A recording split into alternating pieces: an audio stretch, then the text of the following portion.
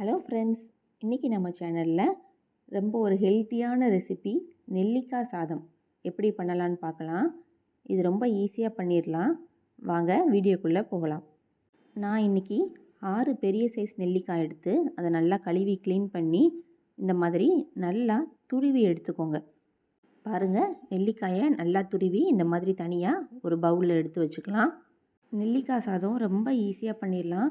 இது சாப்பிடும்போது உங்களுக்கு லெமன் சாதம் சாப்பிட்ட டேஸ்ட்டு தான் இருக்கும். இப்போது ஸ்டவ் ஆன் பண்ணி கடாய் வச்சுக்கலாம். கடாய் சூடாகவும் அதில் எண்ணெய் ஊற்றிக்கோங்க.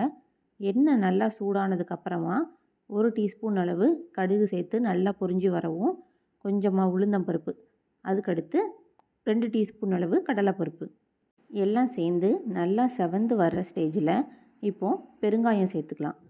அடுத்ததாக 1 கைப்பிடி அளவு நிலக்கடலை பருப்பு, கொஞ்சமாக முந்திரி, இது எல்லாத்தையும் சேர்த்து நல்லா செவக்க வறுத்து விட்டுக்கோங்க.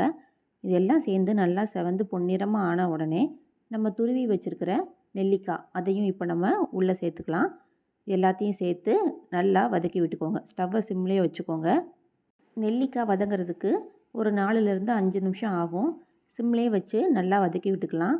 இப்போது கொஞ்சமாக உப்பு, 1/4 டீஸ்பூன் அளவு மஞ்சள் தூள், இந்த ரெண்டையும் நெல்லிக்காவோட நல்லா கிளறி விட்டுக்கோங்க.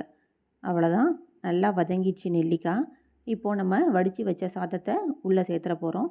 பாருங்கள், இந்த மாதிரி சாதம் நல்லா உதிரி உதிரியாக இருக்கிற மாதிரி வடித்து எடுத்துக்கோங்க. இப்போது சாதத்தை உள்ளே சேர்த்துடலாம். சாதத்தோட நெல்லிக்காவை சேர்த்து நல்லா ஒரு தடவை மிக்ஸ் பண்ணி விட்டுக்கோங்க. அவ்வளோதாங்க, இந்த ரெசிபி ரொம்ப சத்தான ரெசிபியும் கூட. ரொம்ப குயிக்காக செஞ்சிடலாம். நீங்கள் லஞ்ச் பாக்ஸுக்கு கொடுத்து விடுறதுக்கு ரொம்ப சூப்பராக இருக்கும். கண்டிப்பாக டேஸ்ட் பண்ணி பாருங்கள், செஞ்சு எப்படி இருந்துச்சுன்னு. கிட்டத்தட்ட இந்த நெல்லிக்காய் சாதம் லெமன் சாதம் டேஸ்ட்லேயே தான் இருக்கும். நீங்களும் செஞ்சு பார்த்துட்டு எப்படி இருந்துச்சுன்னு கமெண்ட் பாக்ஸில் கமெண்ட் பண்ணுங்கள். மறக்காமல் நம்ம சேனலையும் சப்ஸ்கிரைப் பண்ணிடுங்க. அப்படியே பக்கத்தில் இருக்கிற பெல் ஐக்கானையும் கிளிக் பண்ணிடுங்க. தேங்க்யூ.